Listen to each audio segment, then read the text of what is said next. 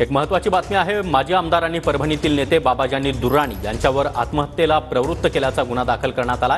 पाथरी शहरामध्ये आज दिवसभर कडकडीत बंद पाळण्यात आला। पोलीस प्रशासनावर दबाव आणून खोटे गुन्हे दाखल करण्याचा प्रयत्न सुरू असल्याचा आरोप बाबाजानी दुर्राणी यांनी केला आहे। तर योग्य दिशेने तपास सुरू असल्याची माहिती पोलिसांकडून देण्यात आली आहे।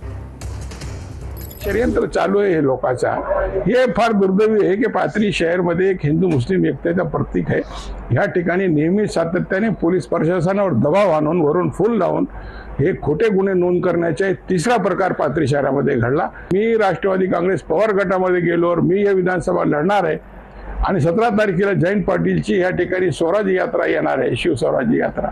याचं मागे हे असं षडयंत्र मला स्पष्टपणे दिसते। अजय सिंग पाथरीकर यांच्या फिर्यादीवरून आपण भारतीय न्याय संहिता कलम 108 तसेच अनुसूचित जाती जमाती अत्याचार प्रतिबंध अधिनियम या अनुषंगाने गुन्हा दाखल करण्यात आलेला आहे। त्याचा तपास चालू आहे। तपासातील सर्व पुरावे जप्त करण्याचे काम चालू आहे।